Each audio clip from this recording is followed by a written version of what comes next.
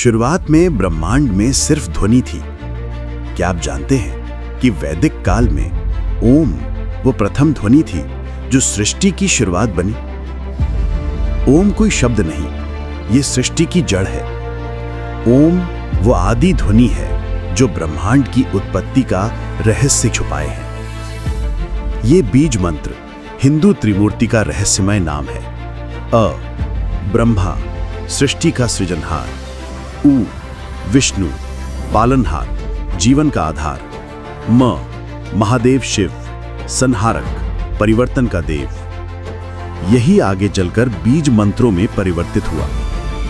बीज मंत्र यानी ऊर्जा का डीएनए। जैसे एक बीज में पूरा पेड़ छिपा होता है, वैसे ही एक बीज मंत्र में देवता की पूरी ऊर्जा समाई होती है।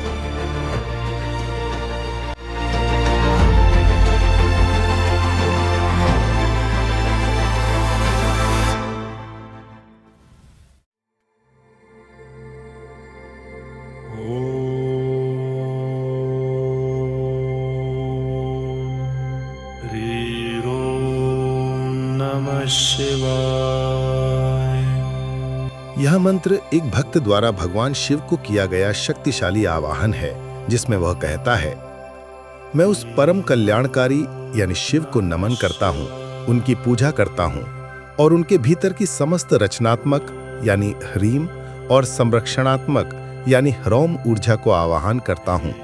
हे प्रभु, मुझे भौतिक बंधनों, रोगों, भय से मुक्ति प्रदान करें और मेरा कल्याण करें। यह मंत्र आध्यात्मिक उन्नति, दैवीय सुरक्षा और मोक्ष यानी मुक्ति के लिए बहुत लाभकारी माना जाता है।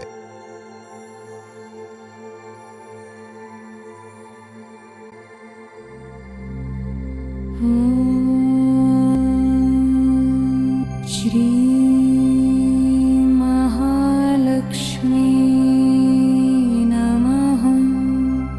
यह मंत्र एक भक्त द्वारा मां महालक्ष्मी को किया गया एक शुद्ध और समर्पित आवाहन है, जिसमें वे कहता है, मैं उस परम कल्याणकारी और समृद्धि की देवी महालक्ष्मी को नमन करता हूँ। मैं उनकी आदि शक्ति को आवाहन करता हूँ ताकि वो मेरे जीवन में सभी प्रकार की शुभता, समृद्धि, धन, सौभाग्य और आध्यात्मिक पूर्णता प्रदान करें। हे माँ, मेरे जीवन को ऐश्वर्य और संतोष से परिपूर्ण करें। यह मंत्र भौतिक समृद्धि, सौभाग्य और जीवन में संपूर्ण शुभता तथा आनंद की प्राप्ति के लिए बहुत लाभकारी माना जाता है।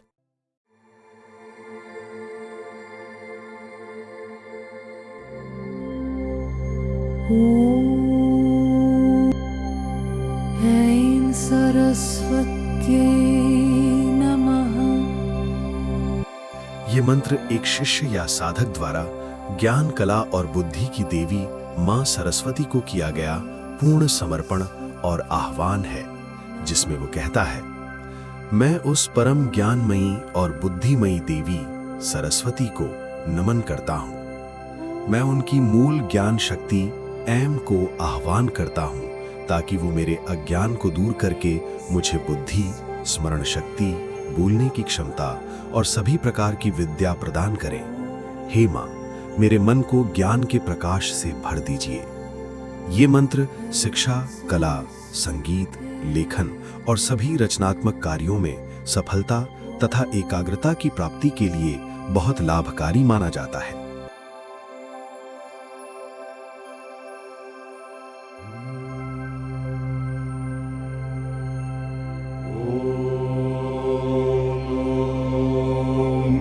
गणपतये नमः। ये मंत्र एक भक्त द्वारा बुद्धि, सफलता और विघ्नहर्ता भगवान गणेश को किया गया पूर्ण समर्पण और आह्वान है, जिसमें वो कहता है, मैं उस परम ज्ञानमय और विघ्नों को हरने वाले देव गणपति को नमन करता हूँ। मैं उनकी मूल शक्ति गंग को आह्वान करता हूँ ताकि वो मेरे जीवन के सभी कार्यों में आने वाली बाधाओं को दूर करें। हे प्रभु, मुझे बुद्धि, सफलता, शुभता और नए कार्यों को आरंभ करने की शक्ति प्रदान करें। ये मंत्र किसी भी नए कार्य को शुरू करने से पहले, परीक्षा के दौरान या जीवन के किसी भी क्षेत्र में निर्बाध सफलता और बुद्धि की वृद्धि के लिए बहुत लाभकारी माना जाता है। मंत्र आस्था नहीं, विज्ञान है। हर ध्वनि की एक फ्रीक्वेंसी होती है और हर फ्रीक्वेंसी मन को जगाती है। ओम का कंपन हमारे शरीर के 7 चक्रों में गूंजता है, मूलाधार से सहस्रार तक, जैसे कोई दिव्य ध्वनि हमारे भीतर जीवन जगा रही हो। ये वो तार हैं जो शरीर और मन को जोड़ते हैं। आज का विज्ञान इसे साउंड थेरेपी कहता है। जर्नल ऑफ न्यूरोसाइंस ने 2018 में एक अध्ययन में पाया कि नियमित ओम का जप करने से ब्रेन की डिफॉल्ट मोड नेटवर्क शांत होती है, यानी दिमाग की बेकार की उलझनें कम होती हैं। हार्वर्ड मेडिकल स्कूल के शोध में पाया कि नियमित मंत्र जप से तनाव हार्मोन कॉर्टिसोल 25% तक कम होता है। ये ध्वनियां सिर्फ कानों से नहीं, आत्मा से सुनी जाती हैं, क्योंकि मंत्र ब्रह्मांड की भाषा है।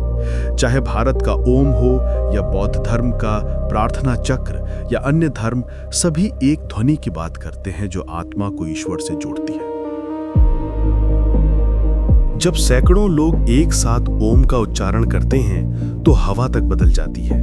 उस स्थान की ऊर्जा, उस वातावरण की तरंगें, सब कुछ और शुद्ध हो जाता है। प्राचीन ऋषियों ने कहा था कि जहां मंत्रों की ध्वनि गूंजती है वहां स्वयं ब्रह्म प्रकट होता है। आज विज्ञान भी मानता है कि सामूहिक वाइब्रेशन से हमारे मस्तिष्क की तरंगें संतुलित होती हैं, तनाव घटता है और भीतर शांति का भाव जगता है। तो आइए आज से हम भी एक प्रयोग करें। सिर्फ एक मंत्र 5 मिनट रोज 21 दिनों तक। देखिए कैसे आपकी चेतना, आपका मन और आपकी ऊर्जा बदलती है। अगर आपको ये वीडियो अच्छा लगा हो तो लाइक और शेयर करें। ऐसी और जानकारियों के लिए चैनल को सब्सक्राइब करना ना भूलें।